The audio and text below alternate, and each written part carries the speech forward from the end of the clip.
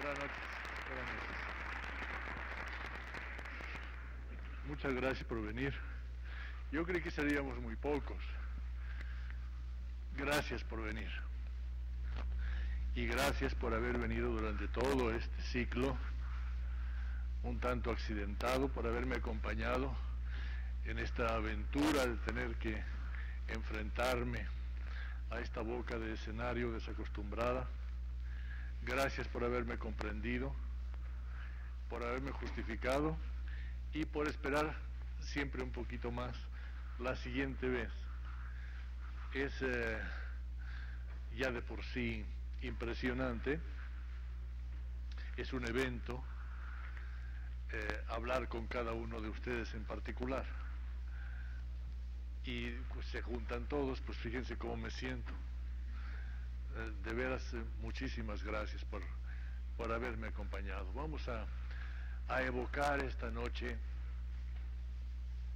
el recuerdo de una mujer que llegó a ser autócrata de uno de los estados más importantes de la tierra en el tiempo de ella, el siglo XVIII, y en el nuestro.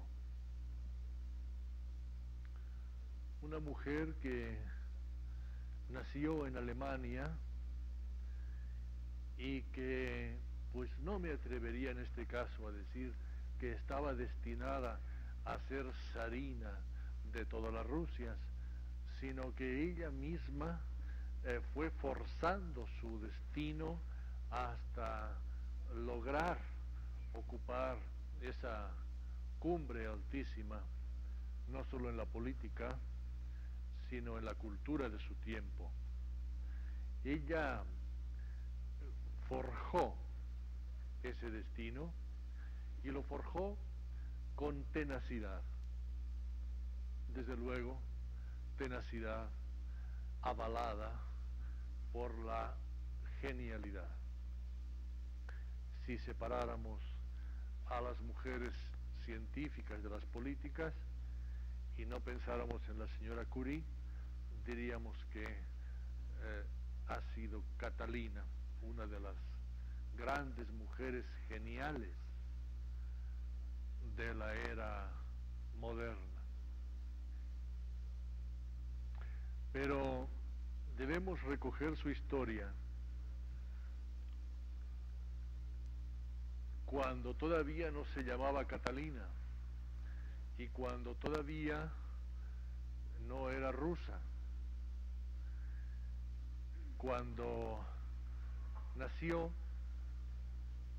en la primera mitad del XVIII en un principado realmente poco importante de aquellos que tanto abundaban en Alemania, Anhalt-Zerbst,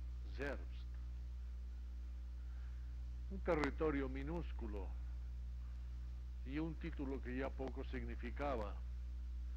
Su padre, el príncipe Cristiano Augusto, pues tenía que ganarse la vida sirviendo al ejército del emperador.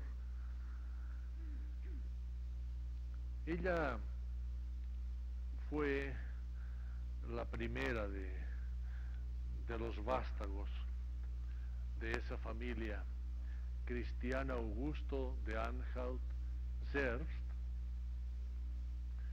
y Juana, su esposa.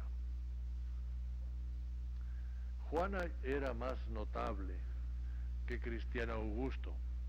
Ella también provenía de familia principesca germana, pero estaba emparentada, y por cierto repetidamente, con la casa dinástica rusa.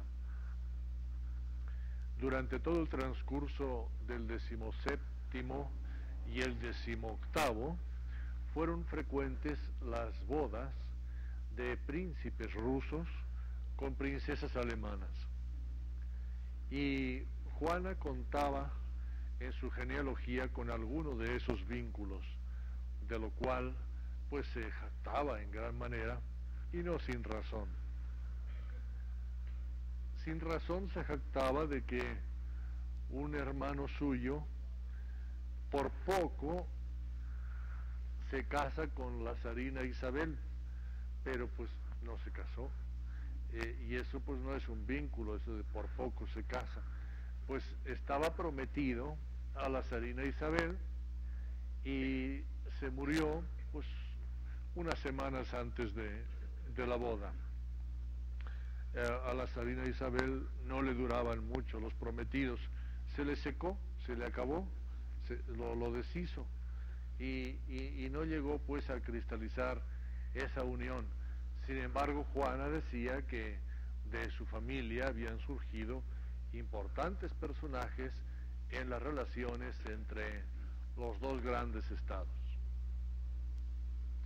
Cristiano Augusto, el papá, era un hombre dedicado al ejército, un buen administrador, un fiel y mediocre pero incondicional vasallo del rey de Prusia, un hombre que nunca causaría problemas, pero sin ninguna brillantez.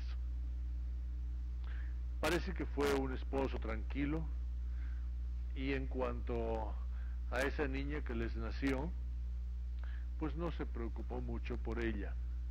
Él tenía sus colecciones de relojes y escribía unos tratados sobre los climas y el curso de distintos ríos del África, y estaba siempre pues verdaderamente absorto en esos estudios que a poco conducían.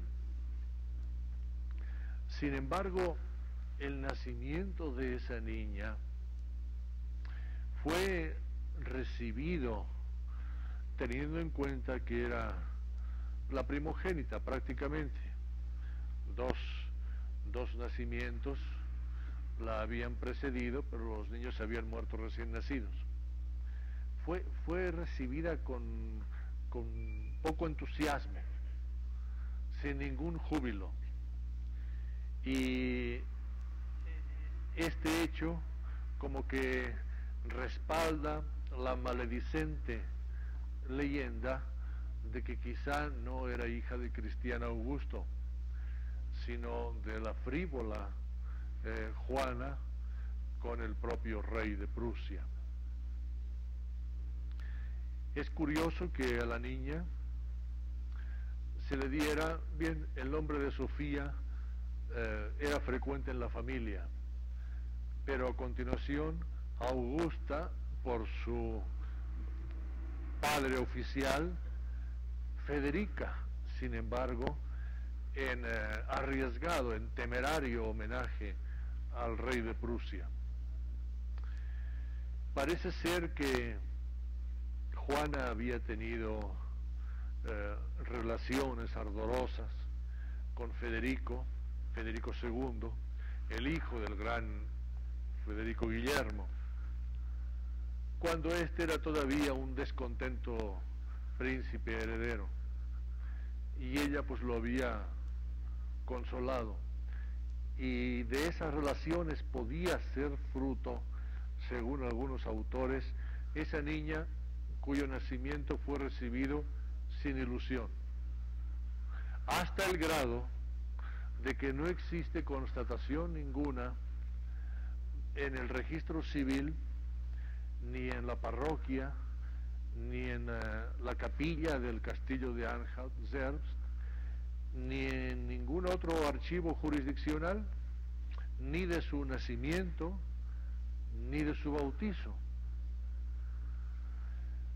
Por lo que pensamos que se consideró el acto como muy privado, sino clandestino.